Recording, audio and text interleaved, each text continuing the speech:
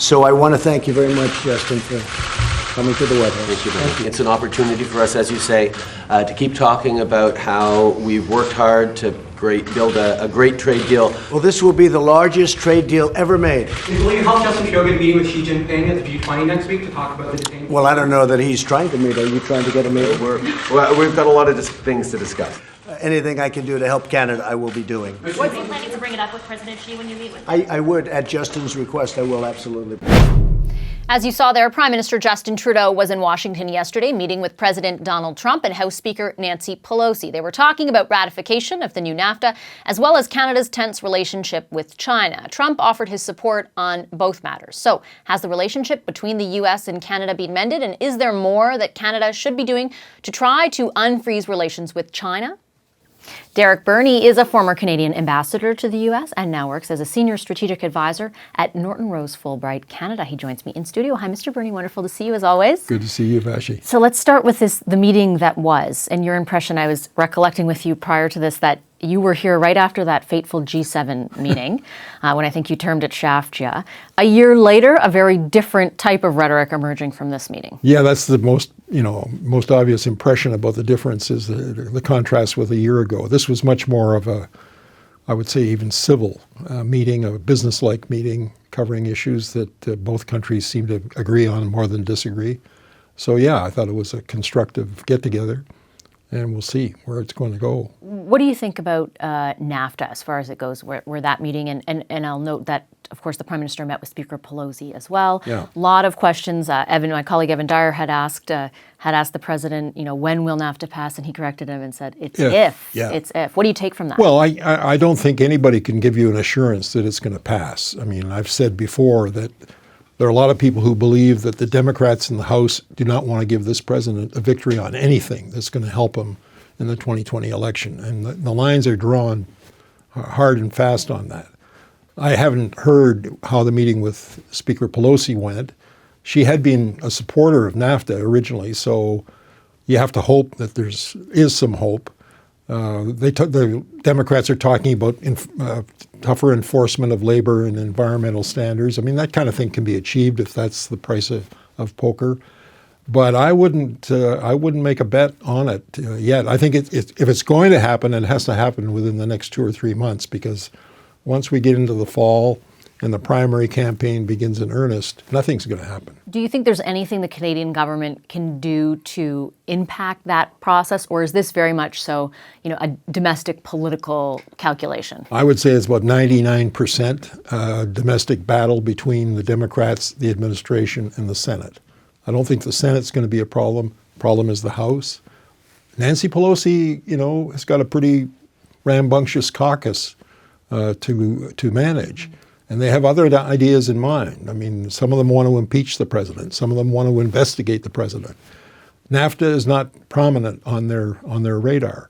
So that's why I think all we can do is do exactly what we're doing. We've made a pitch to the president. We made a pitch to the speaker supporting the agreement. The Mexicans have ratified it.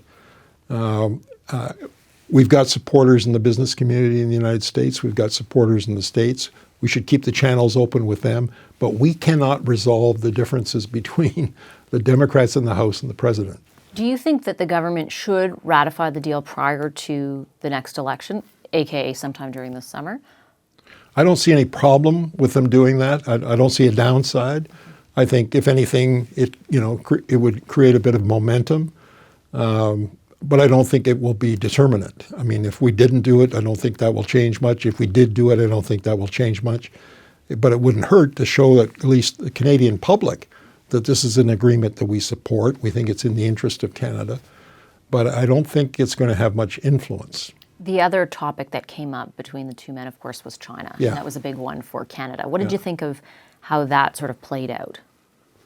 Well, to be honest with you, I'm not sure. I'm not sure whether President Trump, we'll wait and see whether he delivers on the commitment. I mean, we all know he's got a much bigger issue he's trying to crunch with the Chinese. And if he manages to mention Canada in the process of that will be good. But there again, I think we'll have to wait and see. We'll have to wait and see. My personal view is I only wish we were doing a little more on our own as a country to deal with China, because I don't particularly enjoy the image of going to the Americans, asking them to carry our mail.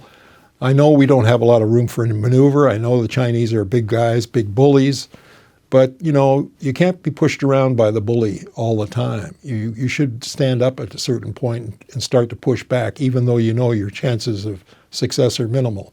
Do you feel like it looks that way now? Like we're sort of putting this in the U.S.'s hands? Well, we may be banking too heavily on the Americans bailing us on this one. And President Trump changes his mind every 5 minutes. Is he going to remember by the time he gets to Osaka that he made that promise to our Prime Minister? Our Prime Minister will be there to remind him. Is our Prime Minister going to get a meeting with President Xi? That's a big question that I don't have the answer to.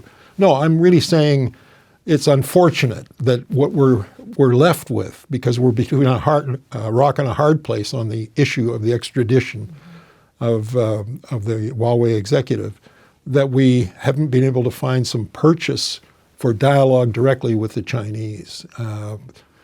And in my own view, I think that there are things that we could be doing, that we should be doing, not publicly, not to try to expose them publicly, but like what? Well, I think that when they've got a trade advantage 3-1 in their favor. Okay, when we were dealing with the Americans on what we considered to be dubious tariffs, what did? We retaliated. So why aren't we at least serving notice that if the Chinese don't back off what they're doing to us on canola, what they're threatening to do to us on pork, we're going to start targeting some of their exports to Canada. They've got a lot more to lose on the trade agenda than we do.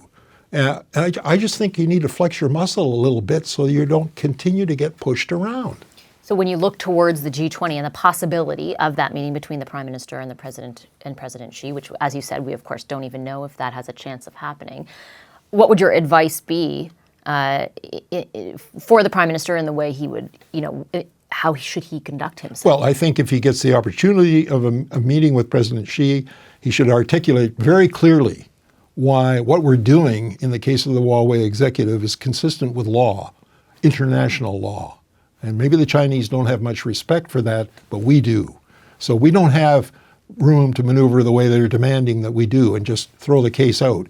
I mean, if we did that, we'd antagonize the Americans. That's what I mean about being caught in the hard place. So he needs to make the point why we have to let the process run its course. We have no other alternative. We are not violators of our own law. That is not the way our government behaves. Then I would stress that the treatment of the Canadians who are being in prison, who have been put in prison, is not acceptable, and that we want relief on that because the charges have no substantiation.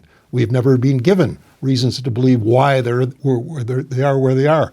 Whereas look at the treatment we're giving the executive from Huawei, living in a $12 million mansion. Show a picture of that. There's where you're the person you're worried about. This is where she's living. Where are our guys living comparably? And then whether the Prime Minister himself does it or somebody in the entourage, I think it wouldn't hurt to serve notice that if you don't start, winding down some of this negative impact on our trade with China, we're going to have no recourse but to do exactly what we did when the Americans made took the same action against us. It's not to get you and everybody in the media to pay attention to it, but I think you have to deliver that kind of message quietly but firmly. Okay, thank you, Mr. Burney, as always. Good to see you. Appreciate it. Hi, I'm Vashi Kapellos, host of Power in Politics. See more of our show by subscribing to the CBC News channel or click the link for another video. Thanks for watching.